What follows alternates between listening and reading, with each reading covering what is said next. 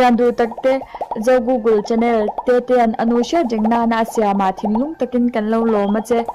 share na tipung turin videos te lo en kwal vela subscribe label icon mai ba ka join button khan lo click sak vela kan lom hle ang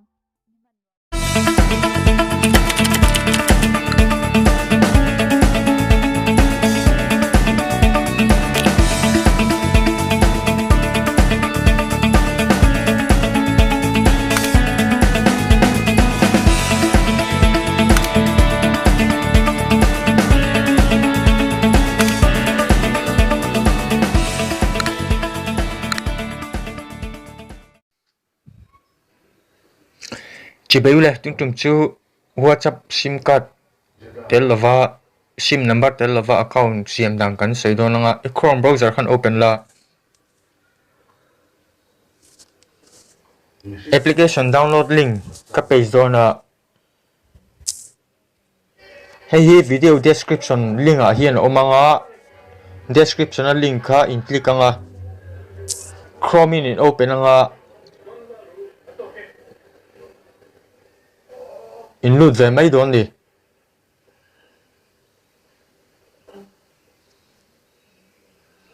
download APK thì khu in click anga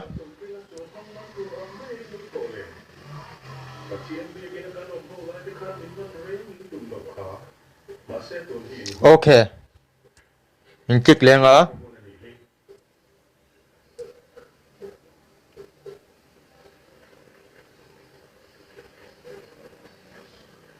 downloading kalme ka detail a huan an click ula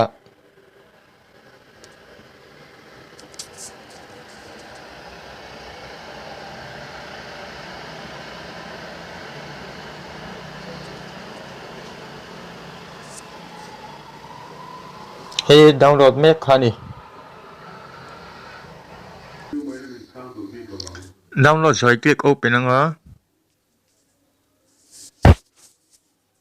install quickly kang install anga install rồi in open anga get start ai lutang sign up ai click anga enter your email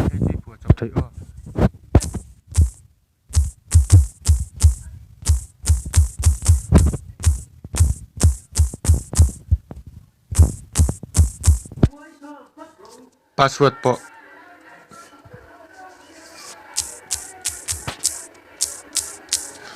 i-sign up ang I agree ay click nga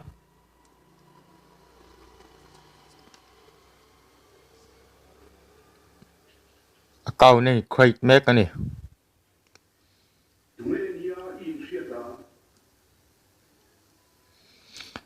anh create jawa ku tilai we fake ko tir get new number ku i-click ang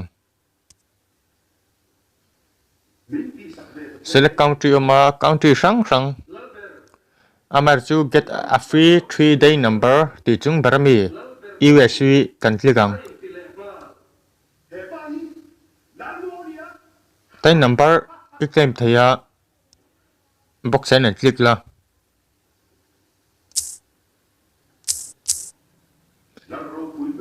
111 te po 123 te po tin khan in i-click thaya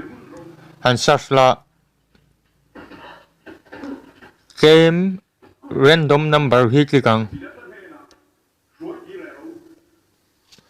emi number i chin chiang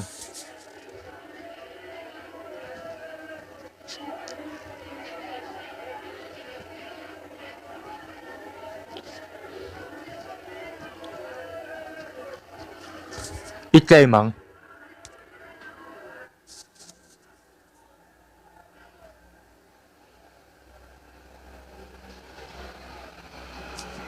ei kapsa hi itai pang horop pui chu horop te in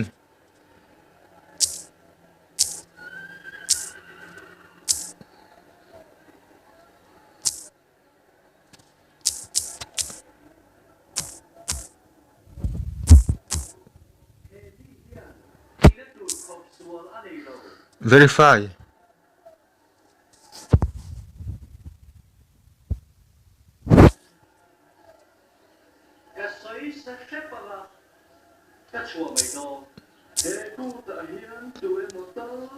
WhatsApp bujina si honganga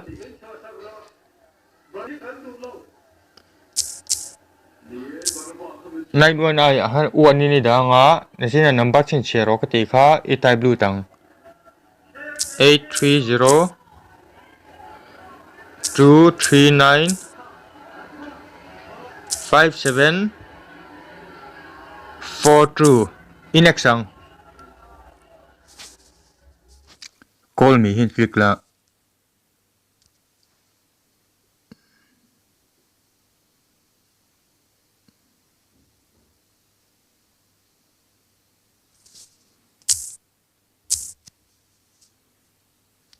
application ka va check la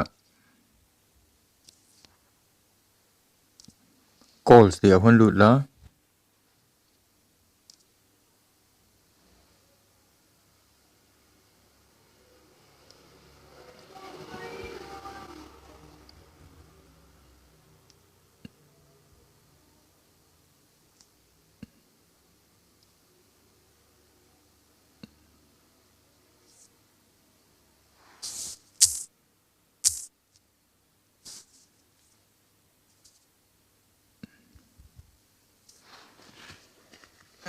voicemail and not make ha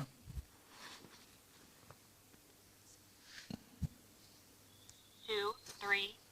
Your verification code is 919623. Your verification code is 919623.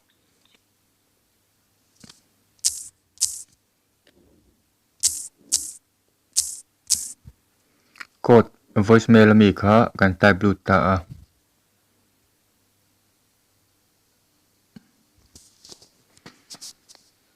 khan sim card number te luin account kan hong mek ti na ni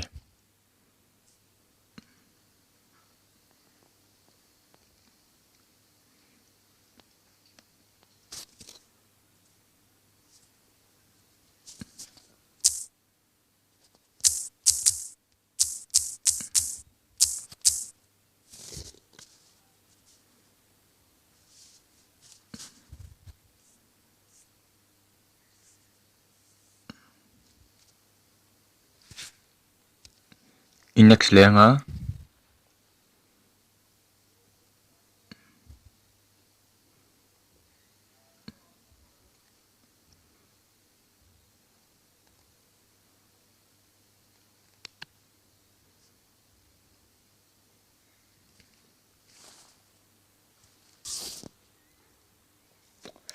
khati khane mai in lo chho tang ka ya thatin lo ti ve ni chen comment lama te kan lo hu chia ve ta ula